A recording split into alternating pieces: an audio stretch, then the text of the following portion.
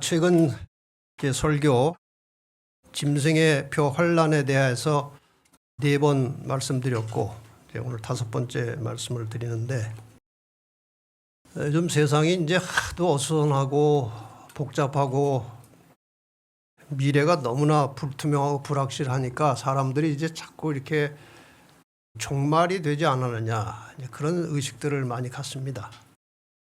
그래서 이 성경에 예언된 거의 역사의 마지막에 나타날 이제 사건이 계시록 13장의 짐승의 표 환란이라고 하는 것인데, 어쨌든 이 짐승의 표를 제대로 알려면 짐승이 무엇인지를 알아야 돼요. 짐승이 무엇인지 모르고 짐승의 표를 아무리 말해봐야 그건 다 오답입니다. 그래서 지금 이제 짐승의 표에 대해서 제가 상세하게 말씀을 드리고 있습니다. 많은 교회에서 대부분 이렇게 말합니다. 하나님 잘 믿으면 만사 형통하고 복을 받아서 부자로 잘 산다. 이게 신앙의 본질이 무엇인지 잘 모르고 그냥 듣기 좋은 말로 하는 것입니다. 짐승의 표 환란이라고 하는 것은 지상 역사의 이 마지막 부분에 있을 하나님의 참 백성들에 대한 사탄의 최후의 공격입니다. 이 환란과 핍박은 이 죄악 세상에서 하나님의 뜻대로 살고 하나님을 바르게 믿고자 하는 사람들에게 불가피하게 오는 것입니다. 사도행전 14장 22절입니다. 제자들의 마음을 굳게 하여 이 믿음에 머물러 있으라 권하고, 또 우리가 하나님 나라에 들어가려면 많은 무엇을? 환난을 겪어야 할 것이라. 하나님 나라에 들어가려면 환난을 겪어야 된다고 말씀하셨습니다. 디모데후서 3장 12절에는 무릇 그리스도 예수 안에서 경건하게 살고자 하는 자는 핍박을 받으리라. 교회 다니면서도 그냥 되는 대로 막 사는 사람들은 핍박 안 받을 수도 있다는 말입니다. 그러나 하나님의 말씀에 맞추어서 하나님의 뜻에 신실하게 순종하고 살려고 하면 핍박을 받을 것이라고 말씀하셨습니다. 예수님께서도 요한복음 16장 33절에 세상에서는 너희가 환난을 당하나 담대하라, 내가 세상을 이겼노라. 예수님도 어떤 인간도 경험할 수 없는 환난과 핍박을 받으셨습니다. 그런데 예수님 이기셨습니다. 너희도 이길 수 있다고 말씀하시는 겁니다. 로마서 8장 37절에 보면은 그러나 이 모든 일에 우리를 사랑하시는 이로 말미암아 우리가 넉넉히 이기느니라. 승리는 보장이 돼 있다는 말입니다. 마지막 날의 사건들이라는 책에 나오는 중요한 대목입니다. 조만간 온 세상에는 환난이 있을 것이며 우리에게는 지체할 시간이 없다. 당신의 교회를 위한 하나님의 사랑은 무한하다.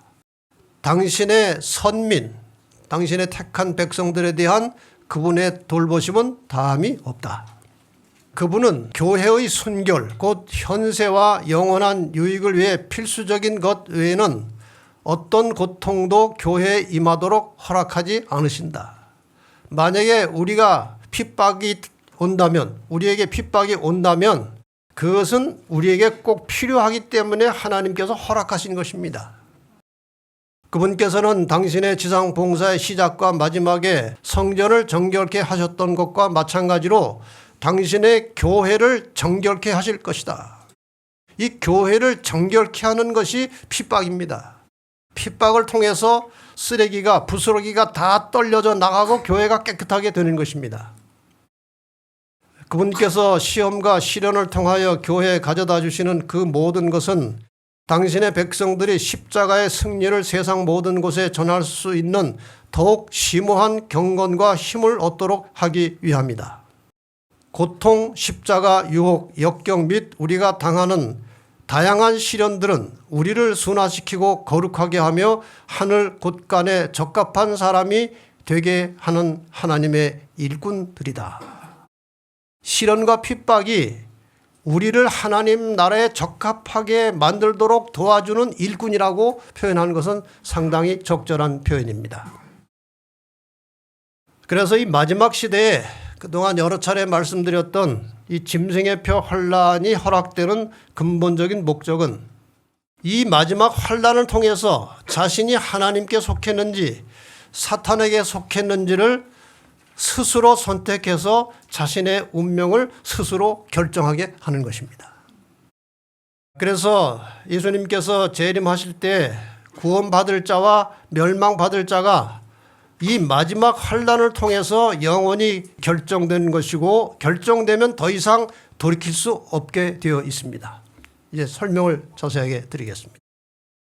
그래서 이 짐승의 표, 이 마지막 환란은 이 종말의 시대를 살아가는 성도들에게 굉장히 중요한 것입니다. 우리가 정확하게 이 문제를 이해를 하고 있어야 대처할 수 있죠. 그래서 이 짐승의 표 환란을 여러분이 근본부터 좀 제대로 이해하시도록 하기 위해서 지금 여러 차례 제가 5번을 목표로 했었는데 처음에 제가 환란은 왜 오는 것인가를 말씀드렸고 두 번째 성경에서 짐승은 무엇인가? 짐승의 표 환란을 이해하려면 짐승을 알아야 되니까요. 그 다음에 그 짐승의 표는 무엇이고 여기에 관련돼서 늘 따라다니는 666은 무엇인가? 네 번째 시간에 종교연합과 일요일 법령에 대해서 말씀을 드렸는데 사람들이 이 문제에 굉장히 관심이 많은 것 같아요. 그 다음에 이제 오늘 누가 환란을 이길 것인가를 설교를 준비하다 보니까 이 환란의 마지막에 예수님의 재림이 있습니다. 근데 재림 이후의 문제까지 다루기는 시간이 짧아요. 그래서 다음 시간에는 이 짐승을 이긴 자들의 천국 생활, 그러니까 계시록 20장에 짐승과 그 짐승의 이름의 수를 이기고 구원받은 자들의 모습이 거기 나오는 것입니다. 그래서 불가피하게 한 번 더 이 문제를 다루고 마지막에 짐승의 환란을 대비한 우리의 준비가 무엇인가 이렇게 하면 아마 거의 정리가 되지 않을까 싶습니다. 오늘 5번째 누가 환란을 이길 것인가 이 문제를 좀 다루겠습니다. 우리가 사람들하고 싸울 때는 지는 게 좋습니다. 힘이 없어서 지든지 져주든지 지는 게 좋아요. 그런데 선하게 싸움에서는 절대로 지면 안 됩니다. 반드시 이겨야 합니다. 계시록의 내용은 주로 이 선악의 마지막 싸움에 대한 것입니다. 그래서 주님께서는 이 계시록에 여러 차례 말씀하시기를 이기라고 말씀하십니다. 계시록 2장 7절의 말씀 보겠습니다. 귀 있는 자는 성령의 교회들에게 하시는 말씀을 들을지어다. 이기는 그에게는 내가 하나님의 낙원에 있는 생명나무의 과실을 주어 먹게 하리라. 하늘나라 가려면 이겨야 하는 겁니다. 이 계시록 2장과 3장의 내용은 주로 이제 시대별로 7 교회에게 보내는 권면의 말씀인데 7 교회의 한 교회마다 권면을 메시지를 보내실 때마다 끝에는 이기라는 것입니다. 이기는 자가 되라는 것입니다. 정리를 하면은 방금 보신 대로 2장 7절에서는 이기는 자는 생명나무 과실을 먹을 것이다. 2장 11절에 이기는 자는 둘째 사망의 해를 받지 않을 것이다. 2장 17절에 이기는 자는 감추었던 만나와 흰 돌을 받을 것이다. 2장 26절 이기는 자는 만국을 다스릴 권세를 받을 것이다. 3장 5절에 이기는 자는 흰옷을 입고 이름이 생명책에 기록될 것이다. 3장 12절 이기는 자는 하나님의 성전의 기둥이 될 것이다. 3장 21절에 이기는 자는 하나님의 보좌에 함께 앉을 것이다. 이겨야 돼요? 저도 돼요. 반드시 이겨야 합니다. 이기는 자가 최후에 서게 될 것을 여러 차례 강조해서 말씀하신 것입니다. 제가 자주 강조하고 말씀드렸던 대로 이 선악의 싸움은 에덴 동산에서 이제 예고된 싸움이었습니다. 아담과 하와를 타락시킨 그 뱀, 사탄에게 하나님께서 이 말씀을 하셨습니다. 내가 너로 여자와 원수가 되게 하고, 너는 사탄이에요. 여자는 교회입니다. 너의 후손은 이 땅의 사탄의 악의 세력들을 말합니다. 너의 후손도 여자의 후손과 원수가 되게 하리니, 여기 여자의 후손은 예수 그리스도를 가리키는 것입니다. 여자의 후손은 예수 그리스도 메시아는 내 머리를 상하게 할 것이요 너는 그의 발꿈치를 상하게 할 것이니라. 싸움의 결과는 머리 터지고 발꿈치 다치는 것입니다. 이게 싸웠다는 거예요. 여자와 여자의 후손이 한 편이고 사탄과 뱀의 후손이 한 편이 되어서 이제 싸우는데, 이것을 풀어서 쓰면 이렇게 설명할 수 있습니다. 하나님께서 사탄에게 사탄과 교회는 적대감을 가지고 싸울 것이다. 사탄을 추종하는 세상의 악의 세력들도 예수 그리스도를 대적하여 싸울 것이다.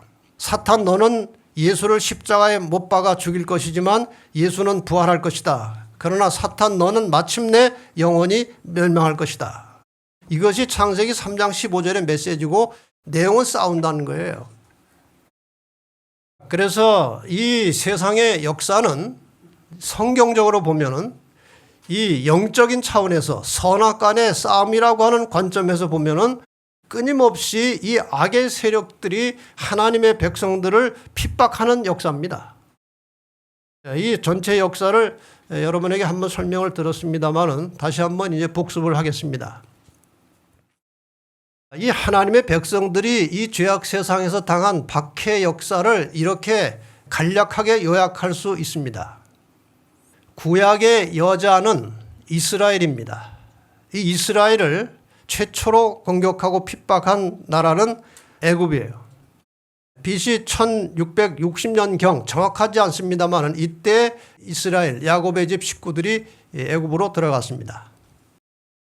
그래서 애굽으로부터 핍박을 받고 아수르로부터 박해를 받았습니다. 그 다음에 바벨론, 페르시아, 그리스, 로마 제국으로부터 아주 격렬한 박해를 받았습니다.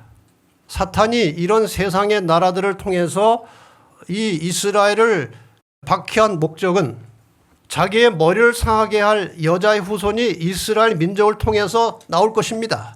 그래서 여자 후손이 나오기 전에 이스라엘을 완전히 멸절을 시켜야 되는 겁니다. 그래서 여자의 후손의 혈통을 단절하고 메시아가 혹시 오더라도 오해하게 만들고 복음 전파되는 것을 방해하기 위해서 이스라엘을 박해했던 것입니다. 이 로마 시대에 예수님께서 오셨습니다. 예수님께서 서기 31년에 이제 십자가에 돌아가셨는데 예수님을 공격한 목적은 무엇인가? 인류에 대한 하나님의 구속 사업을 예수님을 통해서 있게 될 인류의 구속하는 사역을 방해하고 막기 위해서 예수를 핍박하고 마침내 십자가에 못 박아 죽였습니다. 그러나 예수님은 부활하셨고 승천하셨고 그 후에 성령의 능력을 받은 제자들을 위해서 이 복음이 신속하게 유대를 넘어서 로마에 퍼져 들어갔습니다. 그래서 초기 교회가 탄생하게 됩니다. 초기 교회를 유대인들이 박해했고 로마 제국이 박해했습니다. 초기 교회를 박해한 목적이 무엇인가 하면은 막 올라오는 시작되는 그리스도교, 기독교를 말살해서 이 땅에 구원받는 자들이 하나도 없도록 하기 위해서 초기 교회를 아주 격렬하게 박해를 했습니다. 그러다가 이제 교회가 서서히 타락합니다. 313년 콘스탄틴 황제가 밀란 칙령을 통해서 기독교에 박해하던 기독교에 자유를 주었을 때 이 자유롭게 된 교회가 이제 서서히 타락합니다. 박해가 있을 때는 박해가 싸우면서 교회가 순결하게 되고 더 든든하게 세워졌어요. 그런데 박해가 멈추고 자유롭게 되니까 서서히 이제 교회가 타락을 하게 된 것입니다. 이 타락이 아주 극도에 달했을 때 서기 538년경에 이 타락한 교회를 바탕으로 세워진 교회가 가톨릭 교회입니다. 교황권이 드디어 확립되고 이제 중세교회 역사가 시작됩니다. 이 중세교회 시대 동안에 하나님의 참 백성들은 로마 교회로부터 격렬하게 아주 심하게 핍박을 받았습니다. 교회가 너무나 타락하게 되었습니다. 그러다가 종교개혁이 일어납니다. 종교개혁에 의해서 1517년 마르틴 루터로부터 시작된, 물론 그 전부터도 개혁이 있었습니다만은 대표적으로 1517년에 이런 일이 시작됐고 이제 개신교회가 시작됩니다. 개신교회를 이 로마 교회가 얼마나 박해를 많이 했는지 모릅니다. 1000년 이상에 걸쳐서 이렇게 박해를 개신교회가 심하게 오랜 세월 받았습니다. 중세교회 시대, 개신교회 시대 박해받은 이유는 교회 교리를 바꾸고 잘못 가르치도록 해서 왜곡된 기독교를 만들어서 전파해서 사람들이 진리를 찾지 못하도록 하는 데 목적이 있었고 수많은 사람들이 죽임을 당했습니다. 역사의 기록에 의하면 그 당시 그 유럽 쪽에서 한 5천만 명이 살해되었다고 기록되어 있습니다. 그러다가 1798년 교황이 이제 일단 몰락을 하게 됩니다. 비오 6세가 잡혀가서 몰락을 하게 되고 그래서 성경에 예언되었던 한때 두때 반때 1260년의 박해 기간이 이렇게 해서 일단 끝납니다. 성경 예언에 의하면 그 다음에 이 지구상에 계시록 12장 17절에 하나님의 계명을 지키며 예수의 증거를 가진 남은 교회가 이제 탄생을 합니다. 사탄이 남은 교회를 이제 가만히 둘 리가 없죠. 이것이 이제 마지막 단계입니다. 그래서 이전에 사용했던 로마 교회를 다시 등장시켜서 그 죽게 된 상처가 낫게 해서 이 마지막 남은 교회를 이제 박멸하기 위해서 지금 준비하고 있는 것입니다. 그러니까 지금 우리가 살고 있는 시대는 다음 박해를 위해서 준비하는 기간이라고 보면 정확합니다. 결국 남은 교회를 박해하는 목적은 진리를 따라서 하나님의 계명을 준수하는 하나님의 백성들을 이 땅에서 완전히 쓸어버리고 이 지구를 사탄이 차지하기 위한 마지막 최후의 전투장이 되는 것입니다. 이것이 역사예요. 이 역사를 제대로 알고 성경을 봐야 성경을 이해할 수 있고 짐승의 표 환란도 똑바로 이해할 수 있는 겁니다. 자, 다시 한번 말씀드리면 이 마지막 시대의 로마 교회 교황권이 남은 교회, 즉 하나님의 참 백성들을 무자비하게 박해하게 될 것인데 그것을 짐승의 표 환란이라고 하는 것입니다.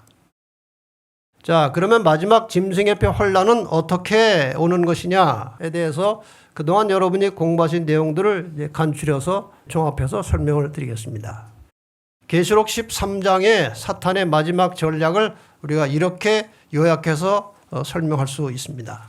사탄이 이 마지막 시대에 사용하는 국가적 세력, 두 짐승이 등장합니다. 성경에서 짐승이 나오면은 그런 상징적으로 국가를 말하는 것입니다.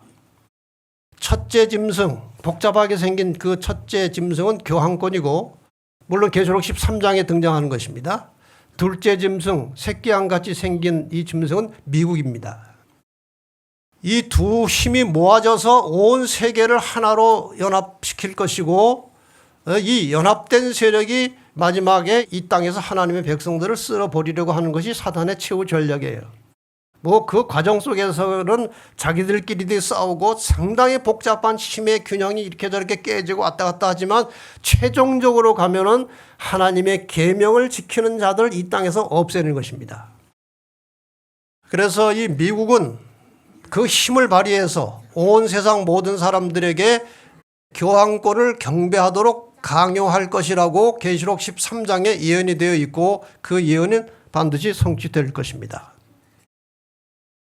경배 예배를 말하면 경배하는 날이 있는 것입니다. 성경에 하나님을 예배하고 경배하는 날로 십계명 속에 안식일을 지정했듯이 교황권에게 굴복하고 예배를 한다고 하는 것은 경배일이 있는 것입니다. 그것을 분명히 일요일로 할 것이 확실합니다. 그래서 이 교황권에게 굴복해서 그 말을 따르고 경배할 때 그것을 우리는 짐승의 표를 받았다고 말하는 것인데 이 짐승이 무엇인지 모르기 때문에 짐승의 표를 여러 가지 갖다가 설명을 하지만 그것은 짐승과 무관한 것들입니다. 반대로 짐승의 표를 받지 않는다는 것은 끝까지 교황권의 권위에 굴복하지 않는 것을 가리켜서 짐승의 표를 받지 않는 것이라고 말합니다. 그런데 이 짐승의 표를 받지 않는 자들은 계시록 13장의 예언에 의하면은 매매를 금지당하게 될 것이고 죽음의 위협을 당할 것이라고 되어 있습니다. 상당히 어려운 궁지에 몰리게 된다는 말입니다. 그러나 이깁니다. 하나님께서 이길 것이라고 말씀하셨기 때문에 이깁니다. 나중에 그 내용을 좀 살펴보겠습니다. 자, 지금 제가 드린 말씀은 계시록 13장 15절로 17절에 있는 말씀을 요약한 것입니다. 저가 권세를 받아 그 짐승의 우상에게 생기를 주어 그 짐승의 우상으로 말하게 하고 또 짐승의 우상에게 경배하지 아니하는 자는 몇이든지 다 죽이게 하더라. 저가 모든 자고 작은 자나 큰 자나 부자나 빈궁한 자나 자유한 자나 종들로 그 오른손에나 이마에 표를 받게 하고 누구든지 이 표를 가진 자 외에는 매매를 못하게 하니, 이 말씀이 지금 설명드린 대로 성취되어 가고 있다는 겁니다. 지금 여러분과 제가 살고 있는 이 세상 현재의 형편은 계시록 13장의 예언이 성취될 수 있도록 가능하도록 환경이 만들어지고 있다는 것입니다. 저는 이 계시록의 내용을 계속 똑바로 연구해서 가르쳐야 되기 때문에 세상이 어떻게 돌아가고 있는지, 어떤 힘이 움직이고 있는지를 아주 깊숙이 들어가서 이것저것 다 정보를 모아가지고 이제 종합을 해보면 이 세상은 철저하게 지금 계시록 13장의 예언을 향해서 가고 있어요. 사람들이 이제는 뭐 더 이상 숨기지 않고 아주 노골적으로 말하고 있는 뉴월드 오더, 신세계 질서, 종교 통합, 세계 단일 정부 수립, 이런 게 어떤 사람들은 음모론이라고 하는데 전혀 음모론이 아닙니다. 현실로 와 있어요. 그 사람들이 노골적으로 이제 그렇게 하고 있다고 자기들이 말을 하고 있습니다. 그래서 이 세상에 지금 이제 모든 힘 있는 자들이, 최상부에서 힘을 가지고 세상을 좌지우지하는 자들이 추구하고 있는 것은 종교를 하나로 만드는 것입니다. 단일 종교. 지난 시간에 우리가 상세하게 설명을 드렸습니다. 그 다음에 단일 지도자를 세우는 것입니다. 그 다음에 단일 정부를 만드는 것입니다. 그리고 단일 화폐를 만드는 것입니다.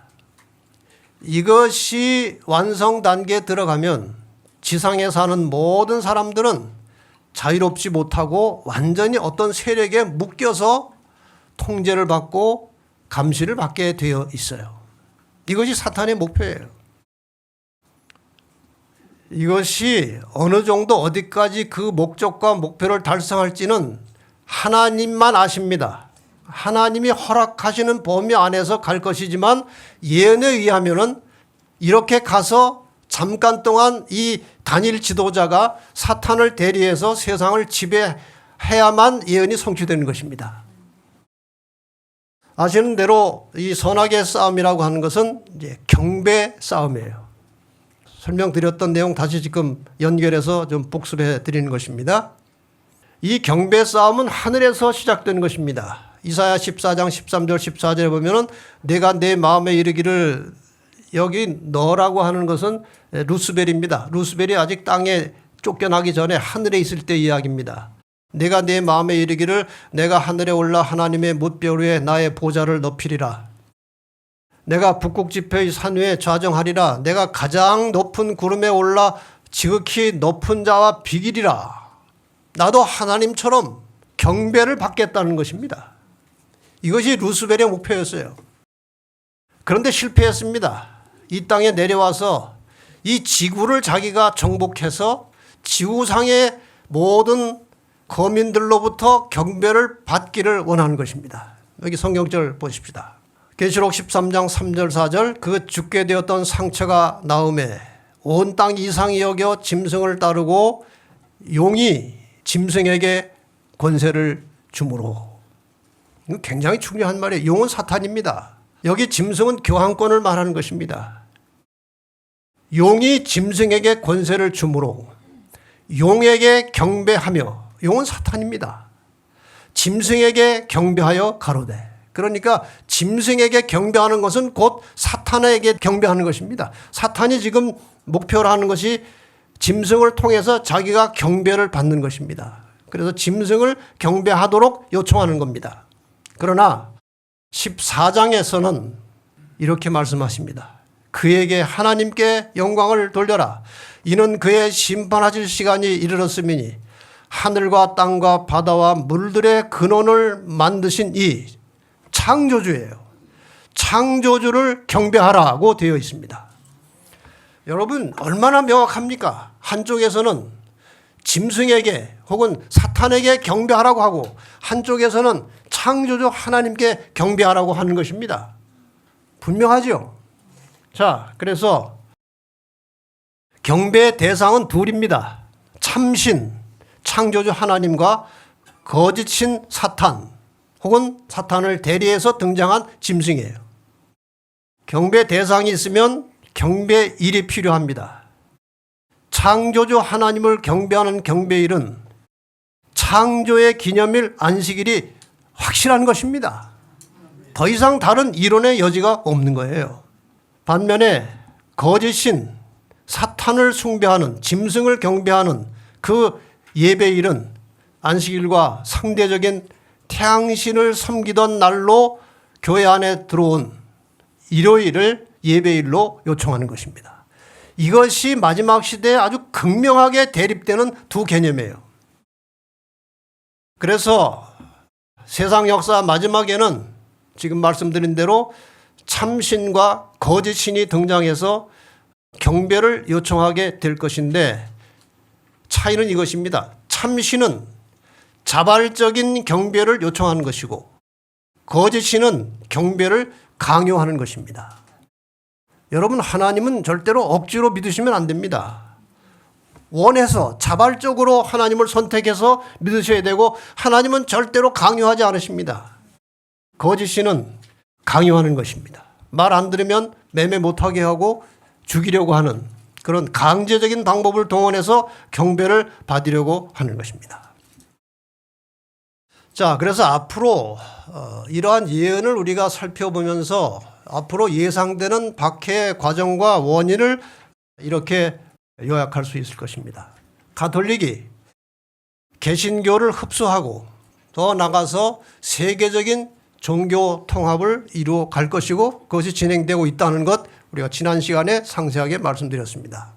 그 다음에 유엔을 중심으로 하는 신세계 질서, 세계 단일 정부를 추진하고 있습니다.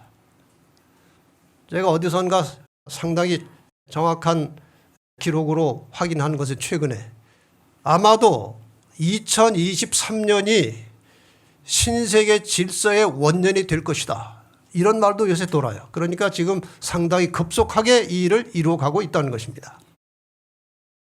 그 다음에 교황권을 중심으로 해서 세계의 정치, 종교, 경제를 하나로 통합해서 지배하고 다스리려고 하는 그런 운동이, 그런 움직임이 일어나고 있습니다. 지금 우리 세상에서 일어나고 있어요.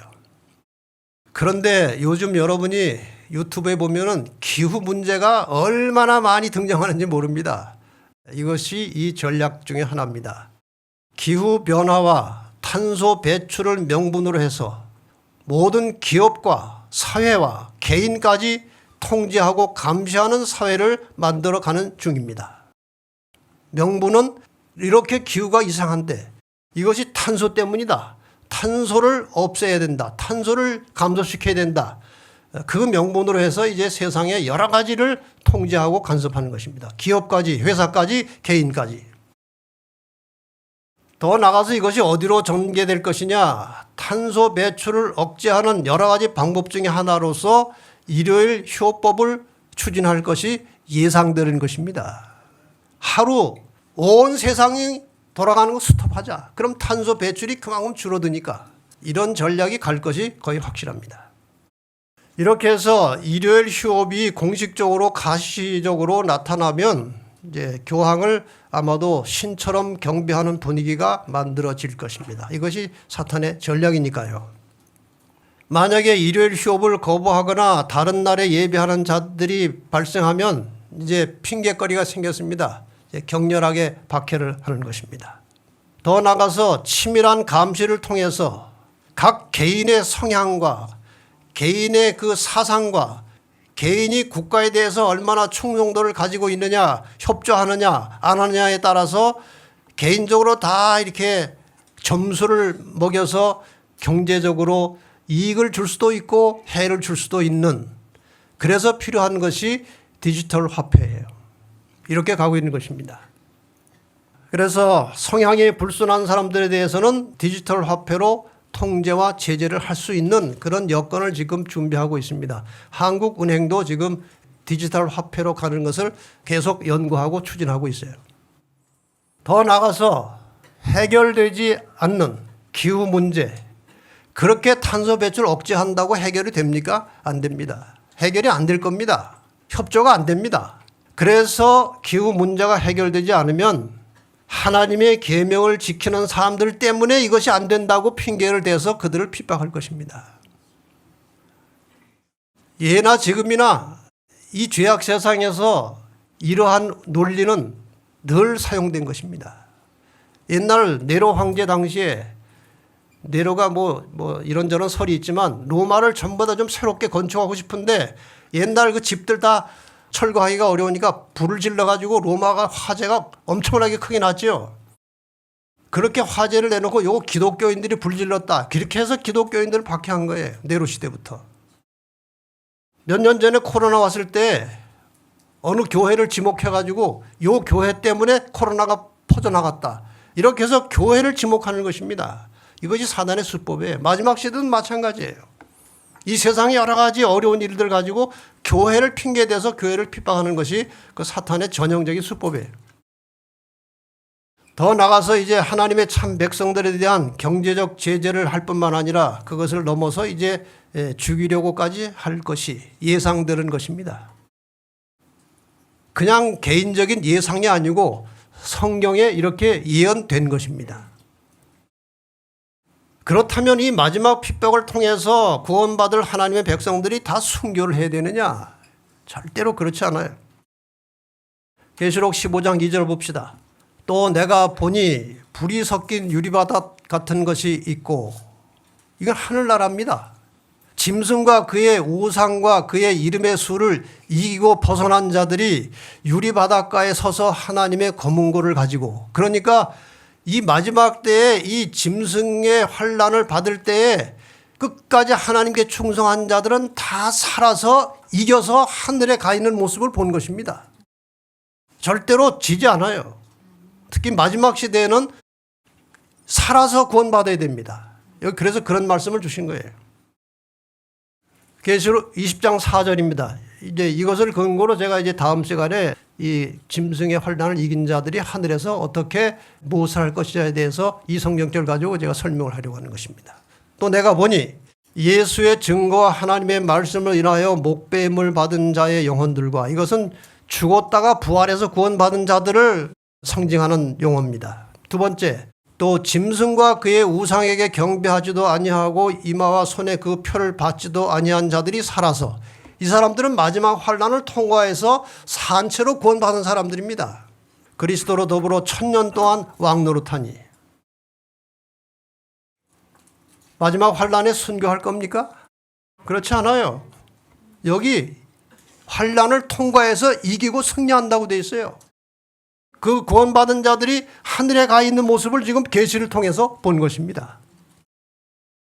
그래서 이 예수님 재림 당시에 예수님께서 실제로 재림하실 때에 살아서 구원받을 자들이 많이 있을 것인데, 그 사람들이 다 이 마지막 짐승의 표 환난을 통과하고 승리한 그리스도인들이 이제 살아서 구원을 받는 것입니다.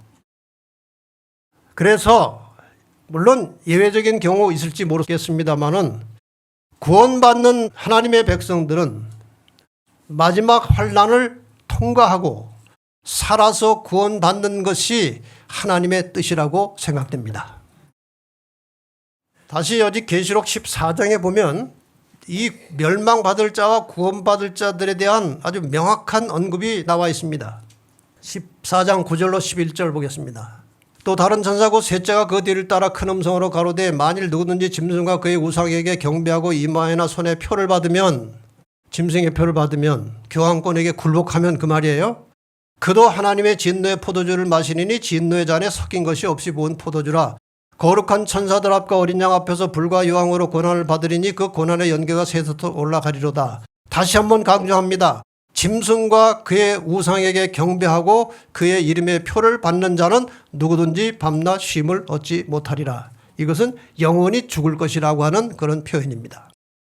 반면에 이것이 11절까지 나와 있는 말씀이고 바로 이어서 12절에 짐승의 표를 받지 않는 자들에 대한 언급이 나오는 것입니다. 그들을 성도들이라고 불렀어요. 성도들의 인내가 여기 있나니 저희는 하나님의 계명과 예수 믿음을 지키는 자니라. 명확하죠? 여기 두 부류가 나오는 것입니다. 계시록 14장 9절로 12절까지 이마나 손에 짐승의 표를 받는 자들과 받지 않는 자들이 차이가 나와요. 표를 받으면 영원히 멸망할 것이라고 나오고, 표를 받지 않는 성도들이 영원히 살 사람들이 여기 등장하는데, 이 사람들은 하나님의 계명과 예수 믿음을 지키는 자들이라고 나오는 것입니다. 자, 짐승의 표를 받고 그 교황의 권세에 굴복해서 그를 따르는 자들은 잠시 생존할 수 있을 것처럼 보이지만 결국은 영원히 멸망하는 것입니다. 반면에 짐승의 표 환란에 굴복하지 않고, 다시 말하면 교황의 권세에 굴복하지 않고 끝까지 인내하며 하나님의 계명에 충실한 자들은 잠시 핍박과 고난이 있을 것이지만 마침내 믿음으로 승리해서 영원한 생명을 얻게 된다고 말씀하셨습니다.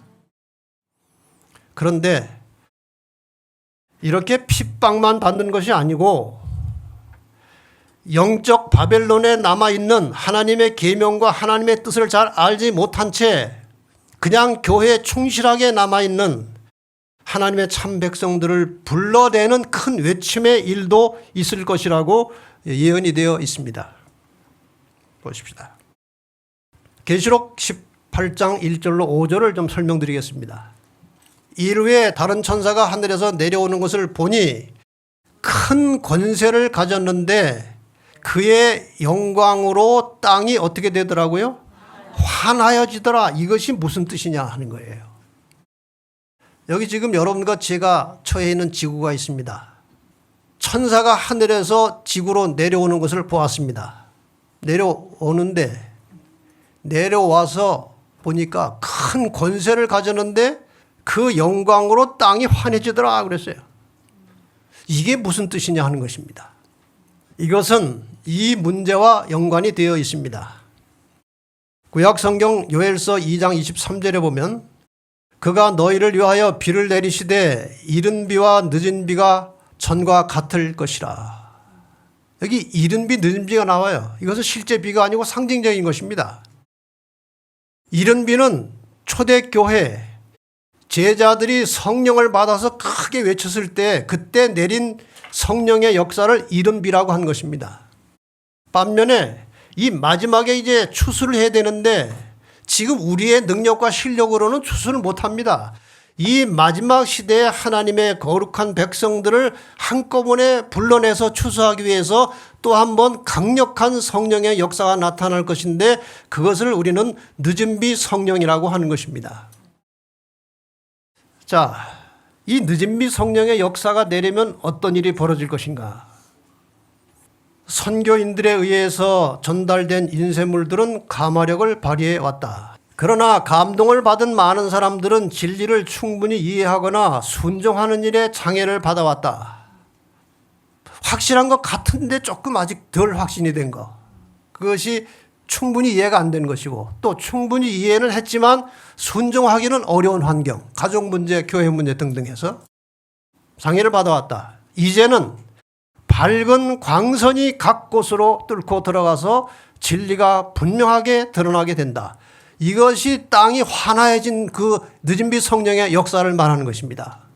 그래서 마지막 시대에는 이 늦은 비 성령의 역사가 강력하게 시작되면 말씀을 이미 받았던 씨 뿌림을 받았던 사람들의 심령 속에 그 성령의 역사가 강력하게 작동을 함으로써 드디어 그 말씀이 터져서 자라나서 열매를 맺게 된다. 그 말씀이에요.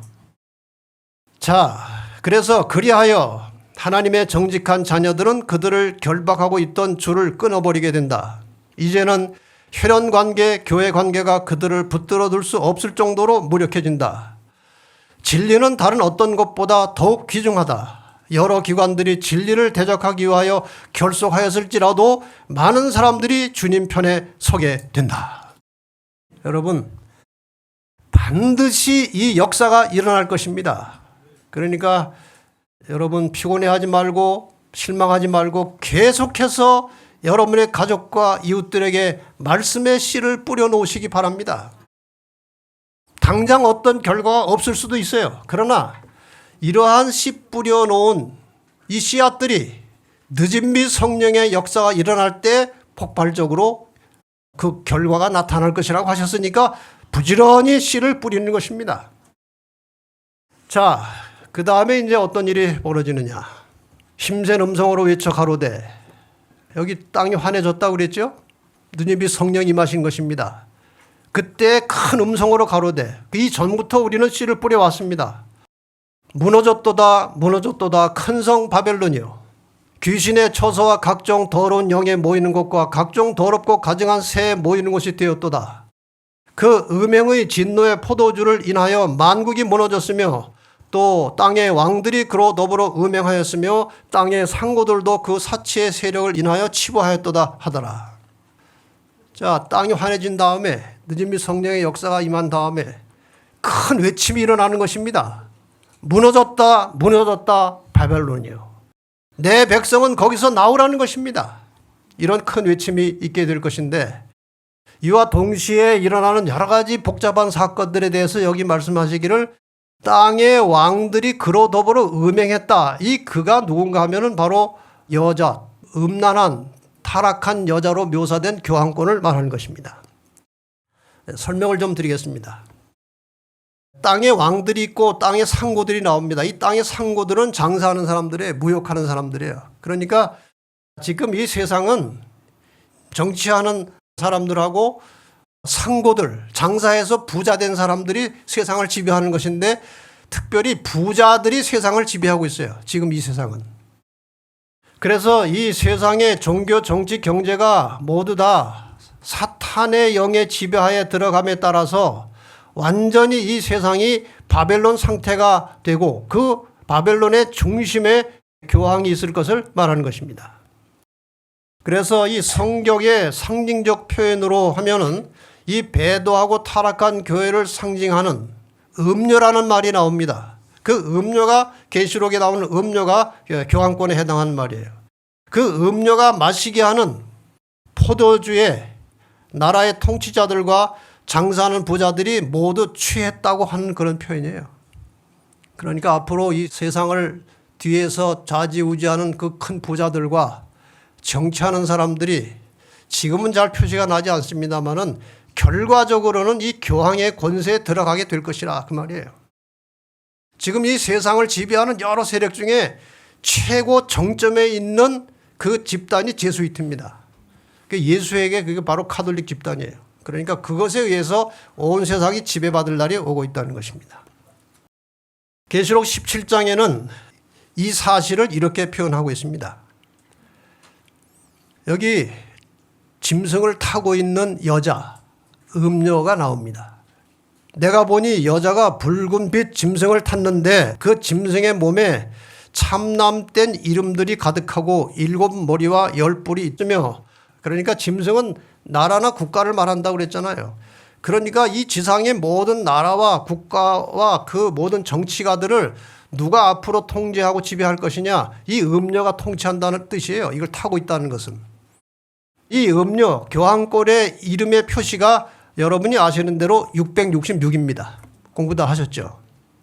그런데 오늘날 이 세상에 돌아가는 수많은 일들이 그 속을 들어가 보면요, 666이 나온다는 사실이에요. 잘 살펴보면 666이 나와요. 여기 구글에 크롬이라고 하는 프로그램이 있어요. 크롬. 이게 로고예요. 666이 3개가 겹쳐 있어요. 이 속에. 잘 아시는 월트 디즈니. 사람들은 모릅니다. 그냥 영어로 월트 디즈니예요. 그런데 이 속에 분석해 보면요, 666이 들어있어요. 이 글자 속에도. 여러분이 너무나 잘 아시는 코카콜라에도 666이 들어있는 것입니다. 보이시죠? 저 칼라로 된 것이 666이 들어있는 거예요. 요즘 사람들이 많이 투자하고 있는 비트코인 속에도 666이 들어있어요. 실제로 666이라고 써 있어요. 비트코인 안에. 요즘 세상을 지배하려고 계속 포럼하고 있는 다보스 포럼, 세계 경제 포럼, 원래 이름이 월드 이코노믹 포럼이에요. 거기 5자 3개를 이렇게 연결해 가지고요, 빨간색으로 666을 만들어 놨어요. 온 세상이 지금 교황권을 상징하는 666에 다 깊숙이 들어가 있다는 것입니다. 이것을 좋아하고 있어요, 사람들이. 마치 축복을 받는 하나의 사인인 것처럼 사탄이 그렇게 만들어 놓은 것입니다. 자, 그 다음에 큰 외침이 나옵니다. 또 내가 들으니 하늘로서 다른 음성이 나서 가로되 내 백성아 거기서 나와 그의 죄에 참여하지 말고 그의 받을 재앙들을 받지 말라. 바벨론은 무너졌다고 외쳤죠. 큰 음성이 나서 다시 말합니다. 내 백성아 거기서 나오라는 거예요. 그 죄에 참여하지 말라는 것이에요. 왜? 거기 남아있으면 재앙을 받게 될 것이다. 그러니까 나오라는 거예요. 자, 이 말씀을 정리하면 이런 것입니다. 일요일 법령으로 핍박이 오면 교회가 정화될 것입니다. 핍박 때문에. 두 번째, 핍박을 통해서 가라지가 떨려져 나가면 이 가라지가 없는 정결하게 된 교회에 늦은 비 성령의 역사가 임할 것입니다. 그 다음에 늦은 비 성령의 역사가 시작되면 큰 외침을 통해서 바벨론에 남아있는 하나님의 택한 백성들을 나오라고 불러내는 역사가 일어나게 됩니다. 이해가 되십니까? 이것들을 쉽게 도표로 하면은 이런 것입니다. 역사의 마지막에 남은 자손이 있고 영적 바벨론이 있어요. 남은 자손 안에 쭉정이가 있습니다. 영적 바벨론 안에 말씀을 깨닫기만 하면, 진리를 깨닫기만 하면 목숨 걸고 순종할 사람들이 남아있는 것입니다. 이렇게 돼 있어요. 지금 상태가 이렇게 돼 있어요. 이걸 정리를 해야 되지 않겠습니까? 이 정리를 위해서 일요일 법령이 만들어진 것입니다.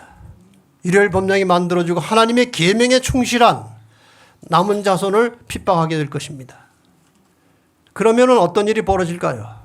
남은 자손 안에 섞여 있던 쭉정이들이 떨려져서 바벨론으로 들어갑니다. 그 다음에 늦은 비 성령이 정결해진 교회에 임하게 되면 교회가 큰 소리로 이 세상을 향해서 마지막 외침을 하게 될 것입니다. 그렇게 되면 알곡들이 남은 자손으로 들어오는 것입니다. 이게 마지막 분리 작업이에요. 이렇게 해서 이 일요일 법령과 늦은 비 성령을 통해서 구원받을 자들과 멸망받을 자들이 정해지는 거예요. 그렇게 되면 하늘에서 들리는 음성이 무엇인가? 불의를 하는 자는 그대로 불의를 하고 더러운 자는 그대로 더럽고 의로운 자는 그대로 의를 행하고 거룩한 자는 그대로 거룩되게 하라. 이 선언이 떨어지는 순간부터 구원받은 의인이 멸망받을 가능성이 없고 멸망이 확정된 자들이 구원으로 돌아올 가능성은 없어지는 것입니다. 모든 개인의 운명이 영원히 결정됩니다. 이렇게 해서 구원받을 자들로 확정된 사람들을 성경에서는 14만 4천이라고 하는 상징적인 언어로 쓰고 있는 것입니다. 이제 이들을 데리러 누가 오셔야 됩니까? 예수님이 오셔야 됩니다. 예수님이 오시기 전에 이 세상을 완전히 초토화시킬 것입니다. 그것이 7재앙이에요. 이렇게 구원받을 자들이 확정되면 계시록 16장에 기록된 7재앙이 시작됩니다. 그걸 제가 상세하게 설명드릴 시간 없고 그저 제목만 말씀드립니다. 첫째 재앙은 악하고 독한 헌대입니다. 종기가 나는 것입니다. 두 번째 재앙은 바다가 피가 되는 것입니다. 이런 일이 시작되면 또 무슨 분위기가 만들어지는 거예요. 이 재앙이 누구 때문에 오는 것이라고? 예수 믿는 사람들 때문에, 하나님의 백성들 때문에 오는 것이라고 명분이 만들어집니다. 왜? 이 재앙이 구원받은 성도들에게는 임하지 않습니다. 그러니까 이 재앙의 해를 받지 않는 저자들 때문에 이것이 온다. 그래서 이제 아주 적극적으로 이 세상의 모든 세력이 힘을 모아서 하나님의 백성들을 핍박하기 시작합니다. 강과 물의 근원이 피가 되고 해가 뜨거워져서 사람을 태울 정도로 뜨거운 태양이 올라옵니다. 그러다 갑자기 해가 빛을 잃고 흑암 재앙이 옵니다. 그 다음에 6번째 재앙은 재앙 이름이 나오지 않고 아마겟돈 전쟁을 준비하는 단계로 나오고 마침내 그 준비가 끝나는다면 7번째에 되었다라고 하는 하늘의 음성과 함께 큰 지진과 큰 우박이 떨어지면서 마지막 선악의 치열한 전쟁이 벌어지는데 이때 세상의 모든 악인들이 하나님 백성들을 다 죽이려고 하는 것입니다. 자, 어떻게 될까요? 이 당시 7재앙이 내릴 당시에 하나님 백성들이 이제 극심한 환난을 다시 한번 겪게 될 것인데 그것을 야곱의 환난이라고 하는 거예요. 야곱의 환난에 대해서 잠깐 설명을 드리겠습니다. 에레미야 30장 7절에 슬프다 그날이여 비할 데 없이 크니 이는 야곱의 환난의 때가 됨이로다마는 그가 이에서 구하여 냄을 얻으리로다. 야곱의 환난이 오긴 옵니다. 그런데 하나님께서 우리를 어떻게 하신다고요? 구해내신다고 그랬어요. 이 말씀에 대한 우리 본교의 성경 주석에 보면 이렇게 되어 있습니다. 야곱의 자손들의 경험을 내다보면서 예레미야는 바벨론 침공 시에 그들은 저희 조상이 경험했던 고뇌와 유사한 경험을 하게 될 것을 보여준다. 그러니까 이 야곱의 환난의 1차적인 의미는 이스라엘 백성들이 바벨론으로부터 당하는 그런 환난을 말하는 거예요. 그러나 그러한 대환난에 관한 예언과 함께 선지자는 모든 충성스러운 영혼에게 그가 이에서 구하여 냄을 얻으리로다 하는 보증을 제시한다. 그러나 하나님께서 그 바벨론의 포로와 고난 중에 하나님께서 그들을 구해내셨습니다. 이와 같이 세밀하게 영혼을 살피는 경험은 주의 재림 직전에 은혜의 시기가 끝난 후 영적 이스라엘에게 이르러 올 것이다. 여기 은혜의 시기가 끝났다는 것은 뭔가요? 구원받을 기회가 없어진 것입니다. 그러니까 멸망받을 자와 구원받을 자의 운명이 영원히 결정된 다음에 그 다음부터 예수님이 재림할 때까지가 은혜의 시기가 끝난 후의 기간입니다. 자, 드디어 은혜의 시기가 끝난 다음에 이제 7재앙이 내려오는데 그 7재앙의 과정 속에 하나님의 택한 백성들이 구원받을 백성들이 이제 격심한 격렬한 이제 시험을 받게 될 것인데 그것이 야곱의 환난이라는 거예요. 왜 그것을 야곱의 환난이라고 했느냐에 대해서 잠깐 설명을 드리겠습니다. 야곱의 경험을 여러분이 잘 아십니다. 요약하면 이런 것입니다. 야곱이 삼촌 집에서 고향으로 돌아올 때 그 야곱이 당한 경험을 배경으로 해서 이제 야곱의 환난이라는 말이 만들어졌어요. 그가 고향 땅에 가까이 이르게 되었을 때 자기가 속이고 왔던 그 형을 만날 것에 대한 두려움이 이제 생기게 되었습니다. 그래서 형에게 미리 이제 신하들을 보냈어요. 그러니까 야곱이 자기의 종들을 형에게 미리 보냅니다. 근데 그 미리 보냈던 종들이 무슨 소식을 가지고 돌아옵니까? 형이 400명을 이끌고 우리를 치러 온다는 거예요. 이 야곱은 정말 기절할 노릇입니다. 낙심천만한 것입니다. 창세기 32장 7절에 야곱이 심히 두렵고 답답하여 야복 강가에서 하나님께 매달려 기도하는 장면을 여러분이 잘 아십니다. 그런데 야곱은 삼촌 집으로 도망가는 길에 베델에서 이미 그의 모든 죄가 용서받은 확증을 얻었습니다. 사다리가 하늘까지 닿았고 거기서 천사들이 오르락내리락 하고 자기는 하나님께 구원받았다는 것을 확실을 이미 했습니다. 경험을 했어요. 그럼에도 불구하고 지금 겁이 나는 거예요. 또 그의 자손이 별과 같이 많을 것이라는 하나님의 약속도 알고 있었습니다. 자기는 죽지 않습니다. 이미 다 약속이 돼 있었어요. 그럼에도 불구하고 형의 위협 때문에 혹시 멸망당하지 않을까 하는 그런 두려움이 있었던 것입니다. 바로 이러한 야곱의 심정을 우리가 경험하게 된다는 것입니다. 그래서 야곱의 환난이에요. 마지막 시대에 구원받을 성도들이 짐승의 표 환란을 지나서 7재앙에 들어갑니다.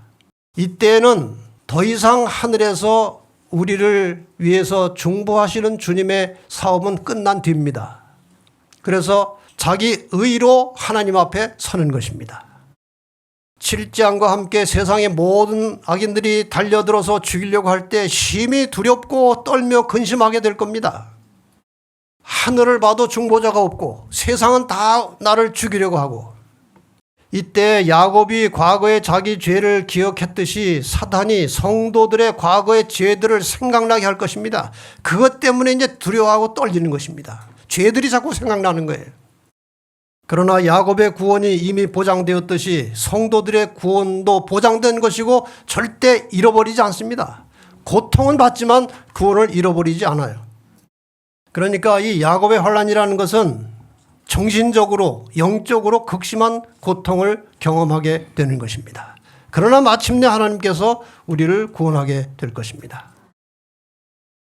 야곱의 환란에는 두 가지 국면이 있습니다. 야곱이 그 견딜 수 없는 심적 고통을 천사와 씨름해서 이김으로 해결되었듯이 세상의 모든 악인들이 의인을 죽이려고 달려들고, 그것이 아마게돈 전장입니다. 중보자 없이 하나님 앞에 서서 극심한 영적 정신적 고통을 느끼게 될 때 야곱처럼 오직 하나님만 의지하고 그에게 매달려서 나를 용서하지 않으면 놓지 않겠다고 하는, 얼마나 절박하면 천사가 그 손을 벗어나지 못했습니까? 그 정도로 열렬하게 하나님께 붙들고 하나님께 탄원할 때 우리는 마침내 하늘과 하나가 된 상태에서 구원을 얻게 될 것입니다. 다니엘 12장 1절에 이 말씀이 이렇게 예언되어 있습니다.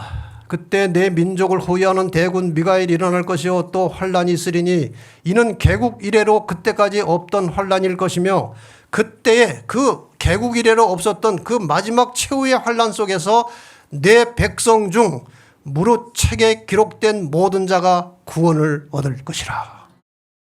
극심한 환란이 있지만 구원은 놓치지 않습니다. 하나님의 백성들은 고난을 면치 못할 것이다. 박해와 고통을 당하고 궁핍과 고난을 견딜지라도 그들은 죽도록 버려지지 않을 것이다. 엘리야를 보호해 주신 하나님께서 자아를 희생하고 있는 당신의 자녀들을 한 사람도 지나쳐 버리지 않으실 것이다. 그들의 머리털까지 세시는 하나님께서 그들을 보호해 주실 것이며 기근의 때에도 그들의 필요를 채워주실 것이다. 악한 자들이 기근과 질병으로 죽어갈 동안 천사들은 의인들을 보호하고 그들의 필요를 채워줄 것이다. 의롭게 행하는 자들에게 그 양식은 공급되고 그 물은 끊치지 아니하리라는 약속이 있다. 여러분, 결국 우리는 마지막 순간까지 하나님을 의지하는 믿음으로만 살 수 있는 것입니다. 이렇게 절박한 순간에 온 세상이 달려들어서 나를 죽이려고 하고 정신적인 고통이 극심한 이 순간에 드디어 하늘에서 하늘이 열리고 예수님이 오시는 것입니다. 자, 하늘에서 하나님의 음성이 들리고 예수님께서 재림하실 날짜와 시간이 선포되고 하나님의 백성들에게 영원한 언약이 주어진다. 가장 큰 뇌성처럼 하나님의 음성은 온 땅에 들린다. 하나님의 백성들은 서서 그들의 눈을 위를 향하여 주목하고 귀를 기울인다. 그들의 얼굴은 하나님의 영광으로 환해지고 마치 모세가 시내 산에서 내려온 때와 같이 빛난다. 악인들은 그들을 쳐다볼 수 없다. 안식일을 거룩히 지킴으로 하나님을 존경해 온 사람들에게 축복이 선고될 때 큰 승리의 함성이 일어난다. 왜 여기에서 안식일을 강조했을까요? 이들이 바로 짐승의 표를 이기고 산 자들이기 때문에 그 상대적인 안식일을 여기에 강조한 것입니다. 곧 사람의 손바닥 반만한 작은 검은 구름이 동쪽에서 나타난다. 그것은 그리스도를 두르고 있는 구름인데 멀리서는 어둠에 둘러싸인 것처럼 보인다. 하나님의 백성들은 그것이 인자의 징조임을 깨닫는다. 드디어 예수님께서 보이시게 나타나시는 거예요. 악인들은 모릅니다. 그 구름이 뭔지. 그러나 의인들은 그걸 보고 깨닫는 것입니다. 그들은 엄숙한 침묵 속에서 그 구름이 땅으로 점점 가까워짐을 주목한다. 그 구름은 점점 밝아지고 영광스럽게 되어 마침내 커다란 흰 구름이 되는데 그 아래는 타는 불과 같이 광명한 빛이 있고 그 위에는 언약의 무지개가 있다. 예수님께서는 강한 정복자처럼 구름을 타고 오신다. 자, 믿으십니까? 안 믿어도 이렇게 됩니다. 분명히 주님은 우리를 구하러 오실 것입니다. 주님 재림하시는 장면을 대충 이렇게 만들었는데 한번 똑같지는 않겠지만 이런 장면입니다.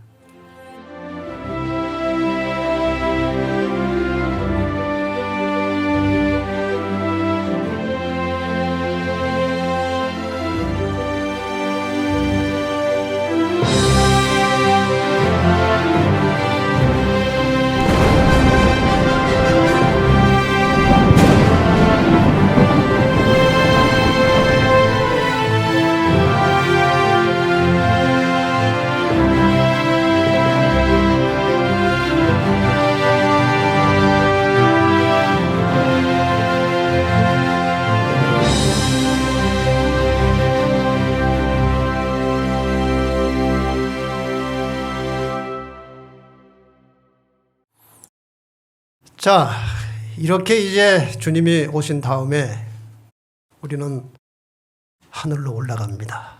주님을 맞이해서 하늘로 올라갈 것입니다. 그리고 하늘에서 하나님을 만나게 될 것입니다. 그리고 이런 음성이 들립니다. 계시록 21장 3절 4절 말씀 같이 보겠습니다. 시작.